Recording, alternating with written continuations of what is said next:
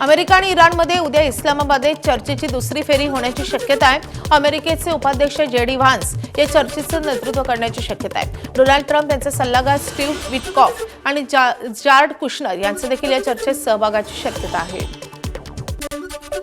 पाकिस्तानचे लष्कर प्रमुख आसिम मुनीर यांचे इराणचे परराष्ट्र मंत्री अरागची यांच्याकडून स्वागत। दोघांमध्ये युद्धाबाबत चर्चा। तेहरानमध्ये दोन्ही नेत्यांमध्ये बैठक। पाकिस्तानचे पंतप्रधान शहबाज शरीफ आणि सौदी अरेबियाचे क्राउन प्रिन्स मोहम्मद बिन सलमान यांच्यात बैठक। सौदीच्या जेहा शहरात दोन्ही नेत्यांमध्ये इराण अमेरिका युद्धाबाबत चर्चा। आज रात्रीपासून इस्रायल आणि लेबनॉनमध्ये एका आठवड्याचा युद्धविराम लागू। लेबनॉनमध्ये युद्धविरामाचं पालन केलं जाईल, इस्रायलच्या माध्यमांची माहिती। इस्रायलचे दक्षिण लेबनॉनमध्ये हवाई हल्ले। इस्रायलकडून हिजबुल्लाच्या तळांवर हल्ला। हवाई हल्ल्यानंतर बिंत जबील भागात भीषण स्फोट।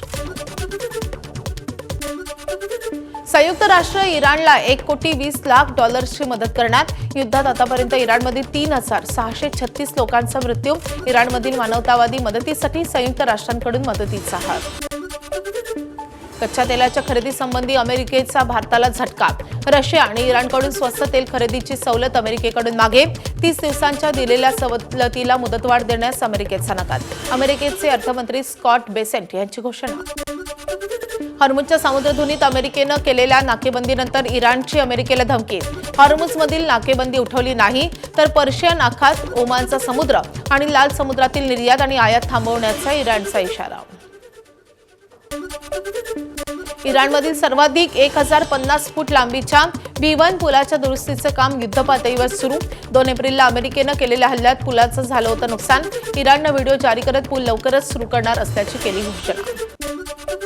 ट्रम्प यांच्या संरक्षण बजेट वाढवण्याच्या प्रस्तावावरून अमेरिकेत जोरदार वाद। देशांतर्गत योजनांच्या निधीत केलेल्या कपातीचा विरोधकांकडून निषेध। व्हाईट हाऊसवर संरक्षण खर्चासाठी $1.5 ट्रिलियन खर्चाचं समर्थन। महिला आरक्षण लागू करण्यासाठी आजपासून संसदेच्या विशेष अधिवेशनाला सुरुवात होणार। लोकसभा आणि विधानसभेत महिलांना 33% आरक्षण लागू करण्यासाठी हे बोलावण्यात आलेलं विशेष अधिवेशन आजपासून पुढील 2 दिवस चालणार। लोकसभेत सरकारकडून आजपासून सुरू होणाऱ्या विशेष अधिवेशनात मतदारसंघ पुनर्रचना विधेयकही मांडलं जाणार। मतदारसंघ फेररचनेमध्ये लोकसभेच्या जागा 543 वरून 850 पर्यंत वाढवण्याचा प्रस्ताव। विधान परिषदेच्या 9 जागांसाठी पुढील आठवड्यात निवडणुकीची शक्यता। 9 सदस्यांचा कार्यकाळ 13 मे रोजी संपणार। भाजपच्या वाट्याला 5, शिवसेनेच्या 2, राष्ट्रवादीची 1 आणि महाविकास आघाडीला 1 जागा मिळणार। राष्ट्रवादीकडे अतिरिक्त 13 मतं। विधान परिषदेच्या स्थानिक स्वराज्य संस्था मतदारसंघातील 17 जागांसाठी देखील लवकरच निवडणूक। महापालिका, नगरपालिकांचे नगरसेवक आणि जिल्हा परिषदांचे सदस्य आणि पंचायत समित्यांचे सभापती हे मतदार। या निवडणुकाच न झाल्यामुळे 2.5 वर्षांपासून आमदारकीच्या जागा रिक्त। राज्याच्या पर्यावरण मंत्री पंकजा मुंडे आजपासून 3 दिवसांच्या चंद्रपूर दौऱ्यावर। सुधीर मुनगंटीवार यांनी चंद्रपुरातील प्रदूषणाचा मुद्दा विधानसभेत मांडला होता आणि त्यानंतर अधिवेशन संपताच 8 दिवसात चंद्रपूरचा दौरा करण्याची घोषणा पंकजा मुंडेंनी केली होती। राष्ट्रपती द्रौपदी मुर्मू आज वर्धा जिल्ह्याच्या दौऱ्यावर। सेवाग्राम आश्रम, बापू कुटीला राष्ट्रपती भेट देणार आणि त्यानंतर महात्मा गांधी आंतरराष्ट्रीय हिंदी विश्वविद्यालयाच्या दीक्षांत समारंभाला उपस्थिती राहणार। राजू शेट्टी घेणार राज ठाकरेंची भेट। कोकणातील आंबा उत्पादक शेतकऱ्यांच्या समस्यांबाबत चर्चेसाठी भेट।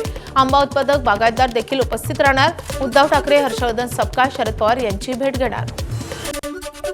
कुंभमेळ्याच्या पार्श्वभूमीवर होणाऱ्या वृक्षतोडी विरोधात मनसे आक्रमक। 21 एप्रिलला अभिजित पानसेंच्या नेतृत्वात मनसे नाशिकात मोर्चा काढणार। त्यामुळे वृक्षतोडीचा मुद्दा पुन्हा तापण्याची शक्यता। भोंदू अशोक खरातचे आर्थिक व्यवहारातील भागीदार एसआयटीच्या रडारवर। खरातच्या आर्थिक व्यवहारात मोठे बांधकाम व्यावसायिक सहभागी असल्याचे संशय। नाशिकसह अहिल्यानगरमधील विकासक आणि बांधकाम व्यावसायिकांची होणार चौकशी। शिर्डी जमीन फसवणूक प्रकरणी कल्पना खरातच्या अटकपूर्व जामीन अर्जावर आज राहता न्यायालयात सुनावणी। कल्पना खरातसह 3 जणांवर गुन्हा दाखल। जामीन मिळणार का याकडे लक्ष। म्युझिक कॉन्सर्ट दरम्यान ड्रग्ज ओव्हरडोस झालेल्या मृत्यूचं प्रकरण। अटक करण्यात आलेल्या 7 आरोपींना आज बोरिवली कोर्टात हजर केले जाणार। वाढीव कोठडीची मागणी करताना पोलीस कोणते खुलासे करतात हे पाहणं महत्त्वाचं असेल। नेस्को म्युझिक कॉन्सर्ट प्रकरणी आणखी एकाला अटक आणि त्यामुळे अटक करण्यात आलेल्या आरोपींची संख्या 7 वर। आतापर्यंत आयोजकांसह इव्हेंट ऑर्गनायझर आणि तरुणांचे मित्र आणि ड्रग्ज पेडलरला या प्रकरणी अटक झाली आहे। नेस्को म्युझिक कॉन्सर्टमध्ये सहभागी झालेल्या रेवर्सवर मानसोपचार तज्ज्ञांचा सल्ला घेण्याची वेळ. पोलिसांचा ससेमिरा मागे लागण्याच्या भीतीतूनही अनेकांची मानसोपचार तज्ज्ञांकडे धाव.